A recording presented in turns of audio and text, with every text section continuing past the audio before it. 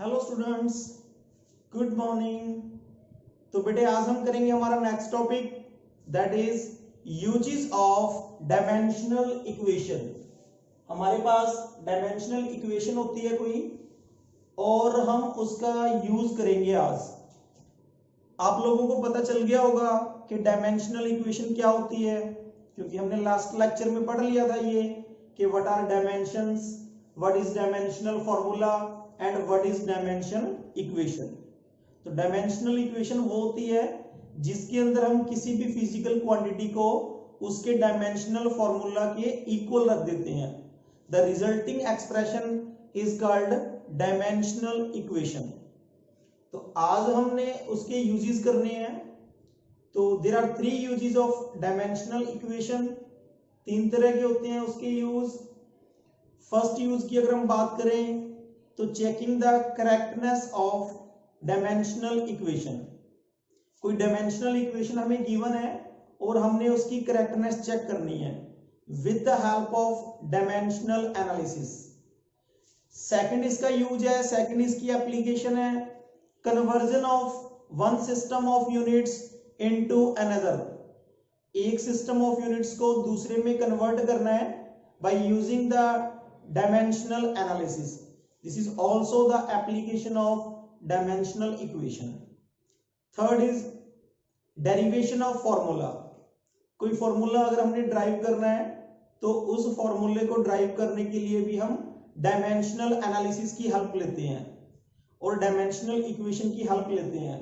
तो वहीं से हम ड्राइव करते हैं कोई भी फॉर्मूला। तो there are 3 uses: checking the correctness, conversion of one system of units into another and derivation of formula. तो आज हम इसकी फर्स्ट एप्लीकेशन करेंगे that is checking the correctness of dimensional equation. तो बेटे जब भी हमने डायमेंशनल इक्वेशन को चेक करना है देन आप लोगों को ये पता होना चाहिए कि साइंस के अंदर similar quantities can be added और similar quantities can be subtracted. एक फिजिकल क्वांटिटी के अंदर अगर हम दूसरी फिजिकल क्वांटिटी जोड़ना चाहते हैं या सब्ट्रैक्ट करना चाहते हैं तो क्या होना चाहिए, दोनों फिजिकल क्वांटिटी अगर सेम होगी तो ही हम उनको ऐड कर सकते हैं और सब्ट्रैक्ट कर सकते हैं। अगर वो सिमिलर नहीं है, दो फिजिकल क्वांटिटी डिफरेंट है, तो हम उनको ऐड या सब्ट्रैक्ट नहीं कर सकते। ऐसा नहीं होता कि टाइम दे रखा है उसमें से फोर्स को माइनस कर दो, या ऐसा नहीं हो सकता कि अगर आपको मास दे रखा है और आपने उसके अंदर वर्क ऐड कर दिया, तो ऐसा नहीं होता। टाइम के अंदर टाइम ही ऐड होगा, टाइम ही सब्ट्रैक्ट होगा। मास के अंदर मास ही ऐड होगा, मास ही सब्ट्रैक्ट होगा। And similar in all the way for all quantities. हर क्वांटिटीज के लिए ऐसा ही होता है कि similar quantity can be added और similar quantity can be subtracted. Different quantity can never be added and different quantity can never be subtracted. तो इसके लिए एक प्रिंसिपल होता है, principle of homogeneity. Principle of homogeneity हमें क्या बताता है? अकॉर्डिंग टू दिस प्रिंसिपल कि dimensions of physical quantity on left side is equal to dimension of physical quantity on right side.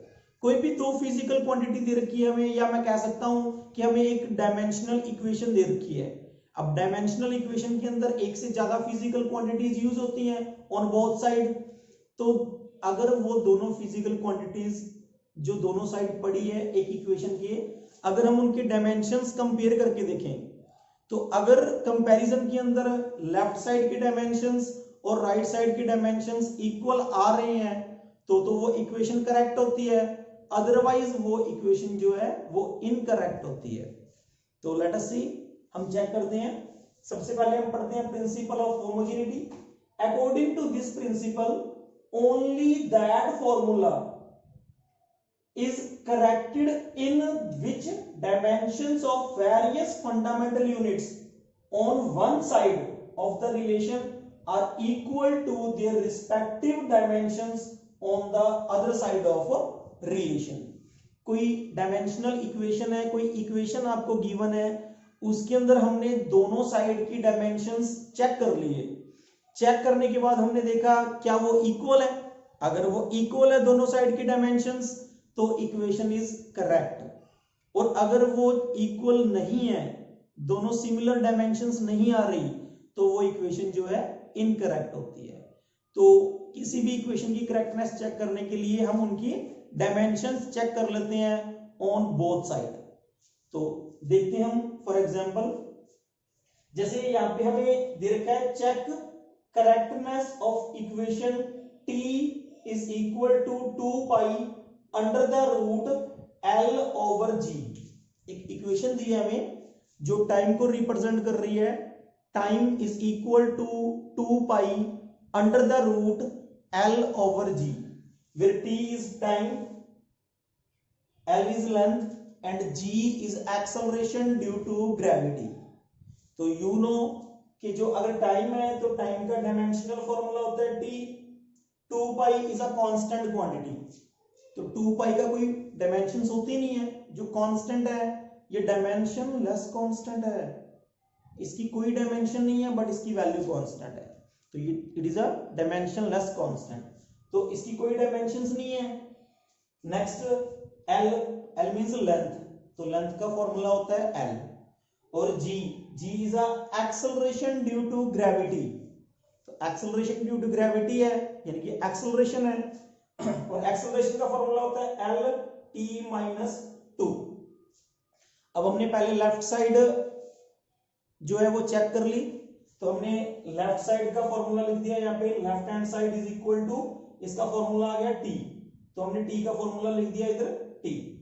अब इधर हमने लिख लिया right hand side, right hand side के अंदर ऊपर क्या है l का फॉर्मूला लिख दिया l, नीचे है acceleration due to gravity, acceleration due to gravity का फॉर्मूला लिख दिया l t - 2, l के साथ l कैंसिल हो गया, हमारे पास आ गया t, देखो नीचे माइनस का था ऊपर जाके प्लस का हो जाएगा, तो यहाँ पे बन गया t square under the root, अब स्क्वायर के साथ अंडर रूट कैंसिल, तो हमारे पास क्या रह गया t, लेफ्ट साइड हमारे पास क्या थी t, राइट साइड भी हमारे पास क्या आ गई t, it means left hand side is equal to right hand side, दोनों साइड इक्वल आ गई, इक्वल आ गई, it means this equation is correct, ये इक्वेशन करेक्ट है क्योंकि left hand side is equal to right hand side, तो हमने डायमेंशनली इसको चेक कर लिया and this equation is correct. एक एग्जांपल और लेते हैं हम, check correctness of equation v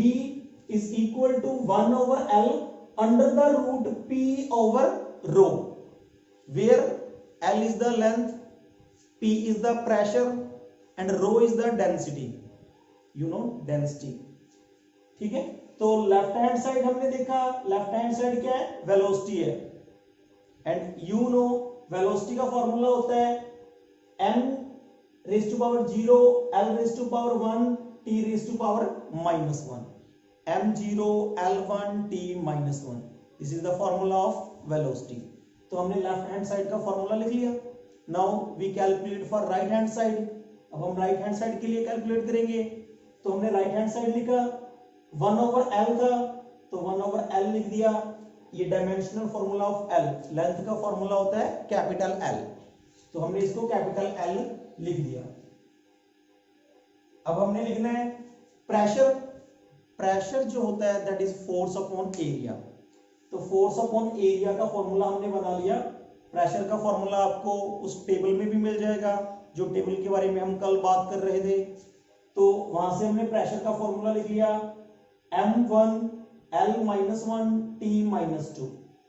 similarly हमने लिख लिया डेंसिटी का फॉर्मूला, डेंसिटी क्या होता है मास पर यूनिट वॉल्यूम, तो ऊपर आ गया मास, नीचे पर यूनिट वॉल्यूम, तो l की पावर ऊपर जाके -3, तो ये बन गया m1 l raise to power -3, this is a density mass per unit volume. तो ये हमने राइट हैंड साइड लिख ली यहाँ पे। अब इससे हमारे पास क्या बन गया, m के साथ m कैंसिल हो गया, l नीचे पावर -3 है, ऊपर जाके हो जाएगा l की पावर +3। अब ये पावर ऊपर जाके जब +3 होगी तो प्लस का 3 है माइनस का 1, तो कितना बचेगा प्लस का 2, तो ये आ गया under the root l raise to power 2 t raise to power -2, बाहर वाला l वैसे ही पड़ा है, उसको हमने छेड़ा ही नहीं अभी तक। तो ये देखो l की पावर भी 2 है, t की पावर भी -2 है, ऊपर रूट लगा हुआ है तो स्क्वायर के साथ रूट कैंसिल हो जाएगा, तो हमारे पास आ गया 1/l, और l की पावर कितनी रहेगी 1, t की पावर कितनी रह जाएगी -1। अब ये l ऊपर था, न्यूमिनेटर में था, ये डिनोमिनेटर में था, कैंसिल हो गए दोनों, हमारे पास आएगा t की पावर -1, यानी कि राइट हैंड साइड आ गई हमारे पास t रेज टू पावर -1, और लेफ्ट साइड क्या थी हमारे पास m0 l1 t -1।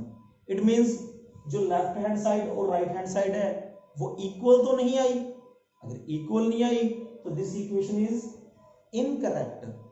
तो left hand side is not equal to right hand side, so the above relation is not dimensionally correct. Correct नहीं है ये क्या इनकरेक्ट है, क्योंकि यहाँ पे लेफ्ट हैंड साइड और राइट हैंड साइड इक्वल नहीं है। ये आप लोगों के लिए काम है, ये 3 इक्वेशंस मैंने यहाँ पे राइट किया है, आप लोगों ने चेक करना है कि दीज आर डायमेंशनली करेक्ट और इनकरेक्ट। तो यहाँ पे पहली जो इक्वेशन है that is 1/2 mv is equal to mgh। अब आपने पहले लेफ्ट साइड का फॉर्मूला ड्राइव करना है, फिर राइट साइड का फॉर्मूला ड्राइव करना है, फिर चेक करना है कि left hand side is equal to right hand side और नॉट। अगर इक्वल है तो करेक्ट, अगर इक्वल नहीं है तो इनकरेक्ट। आप मेरे को बताएंगे। Second, v is equal to u plus at। v is the velocity, u is also velocity, दोनों के लिए फॉर्मूला सेम ही होगा, v भी वेलोसिटी है, u भी वेलोसिटी है, बस फर्क इतना है कि v is the final velocity and u is the initial velocity. a जो है वो एक्सेलरेशन है, एक्सेलरेशन का फॉर्मूला आप लोगों को टेबल में भी मिल जाएगा और मैंने यहाँ पे भी लिखा है lt-2, t का फॉर्मूला t होता है। तो और थर्ड इक्वेशन है v is equal to under the root 2gm/r। v is the velocity, g is the universal gravitational constant, m is the mass and r is the radius of earth. Radius means length. तो ये 3 equations हैं, ये आप लोगों के लिए homework है, आप लोगों ने घर पे बैठ के इसकी जो करेक्टनेस है वो चेक करनी है, क्या ये डायमेंशनली इक्वल है या नहीं है। तो आप मेरे को बताओगे कमेंट करके कि ये सही है या गलत है, कौन सी इक्वेशन सही है, कौन सी इक्वेशन गलत है। तो आज जो हमने टॉपिक किया है checking the correctness, I hope आप लोगों को अच्छे से समझ में आया होगा। अगर इससे रिलेटेड आपको कोई भी प्रॉब्लम हो, आपने और भी इक्वेशंस आपकी बुक में दे रखी हैं, जितनी इक्वेशंस आप सॉल्व कर सकते हैं करके देखिए, क्योंकि ऐसा करने से आपको ज्यादा नॉलेज मिलेगी। और इससे रिलेटेड अगर आपको कोई प्रॉब्लम आती है तो आप मेरे से, कोई भी क्वेश्चन है आपका, कोई भी आपकी क्वेरी है तो आप मेरे से कर सकते हैं। Thank you.